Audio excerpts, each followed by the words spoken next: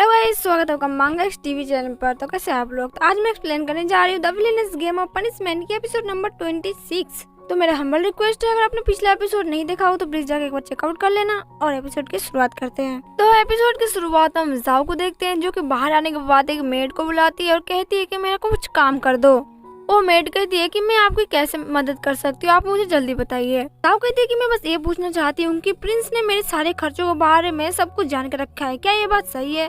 जिसे सुनने के बाद मेड कहती है, हाँ आप बिल्कुल सही बोल रही हो, लेकिन राजकुमारी ने कहा है आपके पास सबसे अच्छा खाने का तैयारी होना चाहिए कल के लिए। और उनका ये कहने का मतलब ये था कि कल आपका शायद लास्ट होगा वो खाना खाने का, शायद कल के बाद आप कभी भी खाना नहीं खा पाओगे। तो सुनने के बाद जाओ वो स्माइल करने लगती है और कहती है कि हाँ मैं समझ गई, तुम क्या कहना चाहती हो, मैं अपना हिसाब से देख लूंगी, तुम जाओ और मेरा वो काम कर दो। लोकल एरिया में जाओ, सबसे अच्छा एक बहुत ज्यादा हैंडसम लड़के को ढूंढ के लाओ मेरे लिए। आज रात को तो पूरा टल्ली होकर मैं अपना काम करूंगी, जब तक मैं पूरा पार्टी खत्म नहीं कर लेती मैं आज यहाँ से हिलूंगी भी नहीं। सुन के मेड कहती है क्या ये सच में पागल हो गई है? यहाँ पर जोर जोर से पागलों की तरह हंसने लगती है और कहती है कि यहाँ पर जितने सारे लोग हैं यानी कि लड़के हैं सबको खरीद लूंगी मैं, और फिर मैं यहाँ पर किसी को ऐसा करने नहीं दूंगी, ताकि जब तक यहाँ पर जाओ रहेगी तब तक यहाँ पर मौज ही मौज होगा, लेकिन मैं ये काम और दूसरों को करने नहीं दूंगी।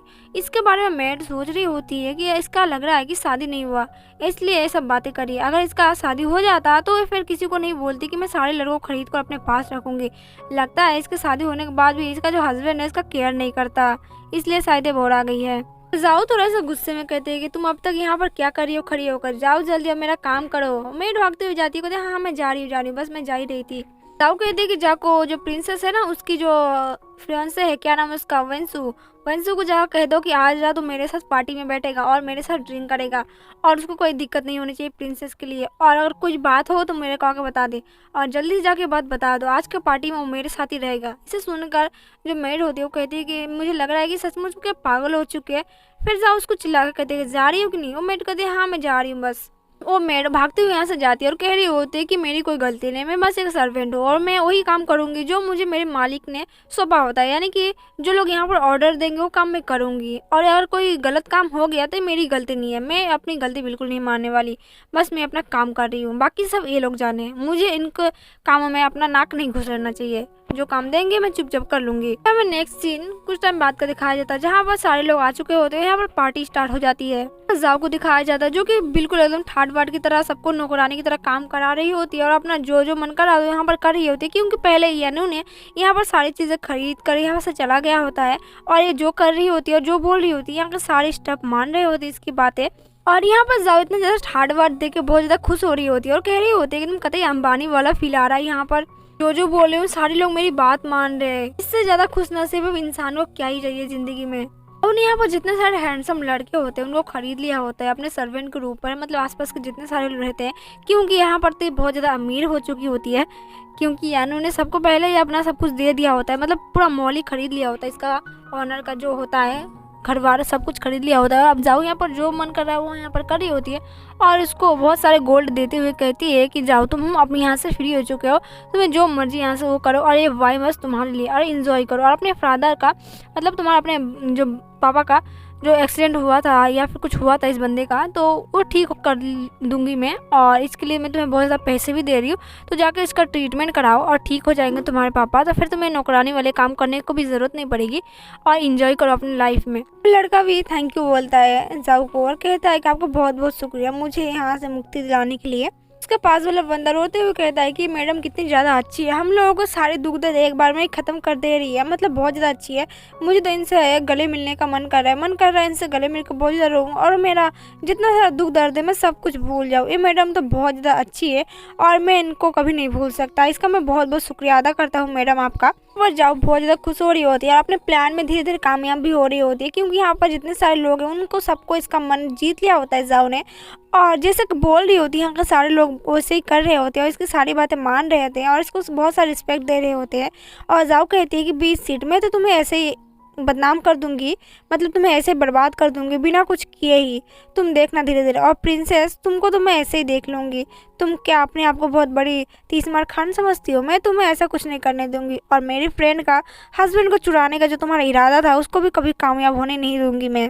जाओ यहाँ पर खुद नाच रही होती है, सबको नचा रही होती है और कह रही होती है कि 20 सीट ने ये सब पार्टी हमको दिया है और यहाँ पर अपना बिल का जो होता है वो बिल 20 सीट के नाम फाड़ दिए प्रिंसेस के नाम पर। कहती है प्रिंसेस ने हमको ऐसा पार्टी दिया है, उनकी तरफ से हम लोगों को ट्रीट मिला है तो हम लोग सब इंजॉय करेंगे, हम लोग बहुत अच्छे दोस्त हैं और प्रिंसेस को बहुत बहुत शुक्रिया और 20 सीट को भी। तो हमारे साथ एक साथ बोलो कि 20 सीट तुम्हारा बहुत बहुत शुक्रिया, तुम लोग ने हमको इतना अच्छा पार्टी दिया, इसके लिए तुम लोगों को बहुत बहुत शुक्रिया। और अपना जितना सारा बिल होता है, जितना सारा खर्चा होता है प्रिंसेस के नाम पर फाड़ के यहाँ से आराम से इंजॉय कर रही होती है जाओ। और मन में सोच रही होती है कि देखना बेटी, इस बार तो तुम्हारा हालत बहुत ज़्यादा खराब होने वाला है। तभी यहाँ पर वेंगसू आ जाता है और जाओ कहती है कि मैं बहुत ज़्यादा सरप्राइज हो गई हूँ कि तुम यहाँ पर आ गए हमारे शो देखने के लिए, ये बहुत ही ज़्यादा अच्छी बात है। और लेकिन मैं यहाँ पर थोड़ी सी शॉक हो गई हूँ, मुझे उम्मीद नहीं था वेंगसू कि तुम यहाँ पर आ जाओगे अचानक से। यहाँ पर वेंगसू आता है और जाओ को ग्रीटिंग करते हुए कहता है कि मुझे नहीं पता था कि मैडम आप इतना ज़्यादा हम्बल निकलोगी और हमारी सारी चीज़ों को आप अपने नाम करके, मतलब अपनी चीज़ों को हमारे नाम करके आप बोलोगे कि ये ट्रीट हम लोगों की तरफ से है, ये इसके लिए मैं आपको बहुत बहुत शुक्रिया बोलता हूँ। इससे जितना भी मैं बोलूँ उतना बहुत ज़्यादा कम है। पर जाओ कहती है कि अगर तुम्हें ऐसा बहुत ज़्यादा अच्छा लग रहा है तो आओ मेरे साथ और मेरे साथ यहाँ पर इंजॉय करो, पार्टी को और डांस करो। जिसे सुनने के बाद वेंगसू कहता है कि मैडम आपको पता है मैं नहीं जा सकता। जाओ यहाँ पर कहते हैं कि मुझे पता है कि तुम यहाँ पर क्यों आई हो, तुम यहाँ पर प्रिंसेस को कहने पर आए हो कि प्रिंसेस ने तुम्हें भेजा है और मुझे ये भी पता है कि प्रिंसेस ने तुम्हें यहाँ पर क्यों भेजा है, ताकि तुम मेरे ऊपर नजर रख सको। मैं तुम्हारी बातें पूरी तरीके से समझ सकती हूँ, तुम्हारी भावनाओं को समझ सकती हूँ और मैं कुछ नहीं बोलूँगी। मुझे समझ में आता है कि एक इंसान के नीचे दबा के रहना कैसी बड़ी बात होती है। जिसे सुनने के बाद वेंगसू थोड़ा सा मतलब अनकंफर्टेबल हो जाता है। वो कहता है कि हाँ बात तो बिल्कुल सही कह रही है। फिर यहाँ पर वेंगसू कहता है कि वो सब तो ठीक है, लेकिन अभी तक मैं एक चीज़ सोच रहा हूँ कि आपका हस्बैंड यहाँ पर कहीं पर दिख नहीं रहा है, कहाँ है वो। जाओ यहाँ पर जोर से हंसने लगती है, बात को टालने के लिए कहते हैं अरे वो यहाँ पर नहीं आ सकता, वो घर में बैठा है और रात को मैंने उसको कुछ बोल दिया था इसलिए वो ना घर में बैठ के कोने में रो रहा है, तो मैंने सोचा उसको रोने दो, उसको कोई बात नहीं है, बच्चों की तरह हमेशा हरकतें करता है इसलिए मैंने उसको डांट दिया था, उसको बुलाने की कोई ज़रूरत नहीं है। एक काम करते हैं सर वेंगसू, हम दोनों मिलकर एक मुकाबला करते हैं हम दोनों में, तो कैसा रहेगा फाइट है। और आपकी जो फियांसे है वो भी नहीं आने वाली और मेरा जो हस्बैंड है वो भी नहीं आने वाला, तो हम दोनों फ्री है। फिलहाल हम दोनों एक दूसरे के साथ एक बैटल तो कर ही सकते हैं। जैसे सुने हुआ जो वेंगसू होता है वो कह रहा होता है कि इस लड़की का मैं क्या कर सकता हूँ, मतलब ये तो किसी भी हालत में मान ही नहीं रही है। वेंगसू समझ जाता है कि अपनी जान बचाने के लिए ऐसे कर रही है। वो कह रहा होता है कि तुम्हें एक चांस चाहिए फाइट को जीतने के लिए, शायद से इसलिए कि तुम्हें अपनी जान बचानी है। यहाँ पर जाओ यहाँ पर कहती है कि तुम मुझे एक सवाल पूछ सकते हो, मैं उसका सही सही जवाब दूंगी और अगर तुम्हें लगता है कि मैं तुम्हारी कोई हेल्प कर सकती हूँ तुम्हें यहाँ से निकलने में, इस चीज़ से हटने में, तो वो भी मैं कर सकती हूँ, लेकिन तुम्हें अपनी ईमानदारी बरकरार रखनी होगी, तभी जाके मैं ये कर सकती हूँ। तुमको मुझ पर भरोसा करना होगा कि मैं ये काम कर सकती हूँ। बिल्कुल। सुनने के बाद वेंगसू कहता है कि मुझे लग रहा है कि मैडम आप बिल्कुल सही नहीं हो, आप एक गलत इंसान हो और मुझे लग रहा है कि अगर मैं आपका साथ दूंगा तो मैं भी गलत हो जाऊंगा, इसलिए मैं आपका साथ नहीं दूंगा। जिसे सुनने के बाद जाओ कहती है कि देखो कल्टीवेशन में से छोटे मोटे सौदे होते रहते हैं, अगर तुमको अपना चीज़ें चाहिए तो तुम्हें कुछ सौदा करना पड़ेगा, कुछ पाने के लिए कुछ खोना तो पड़ेगा। अगर तुम चाहते हो कि तुम यहाँ से निकल सको या फिर तुम्हें कुछ और चाहिए तो तुम्हें उसके बदले में कुछ देना तो होगा ही, बिना दिए दुनिया में कुछ नहीं मिलता। गॉड ने हम लोगों को एक अच्छा सा पावर दिया है, हमें मॉडल के ज़माने में पैदा किया है, फिर हम लोगों के पास एक ऐसा पावर है जो कि हम कल्टीवेशन के थ्रू अपना पावर बढ़ा सकते हैं और अपने जीवन को अनचाही तरीके से इस्तेमाल कर सकते हैं। लेकिन कोई कोई इंसान ऐसा होता है कि नहीं, उसको बस अपने काम से ही मतलब होता है और इस सब चीज़ों में कोई मतलब नहीं होता, जिससे उसकी कल्टीवेशन, उसकी पावर जो लेवल होता है मॉर्टल वाला, वो ख़त्म हो जाता है और मॉर्टल भी यहाँ पर मर जाते हैं कभी कभी। मैंने ये सब किताबें में पढ़ा, इसलिए मैं तुम्हें बता रही हूँ, तुम्हें क्या लगता है तुम बता सकते हो मुझे। वैसे मेरा कल्टीवेशन का लेवल धीरे धीरे बढ़ रहा है और मैं तुम्हारी हेल्प कर सकती हूँ, इतना तो मेरे पास हिम्मत है। तो सब कुछ कहने के बाद जाओ कहती है मुझे नहीं लगता कि इससे किसी को और चोट पहुँचने वाली है, हम लोग बस अपने कल्टीवेशन और अपने फ़ायदे के लिए सब कर रहे हैं और किसी को हानि भी नहीं पहुँचाएंगे। जिसे सुनने के बाद वेंगसू कहता है कि मुझे साफ साफ एक बात बताओ मैडम, तुम यहाँ पर क्या करने के लिए आई हो और तुम्हारा मकसद क्या है यहाँ पर आने का।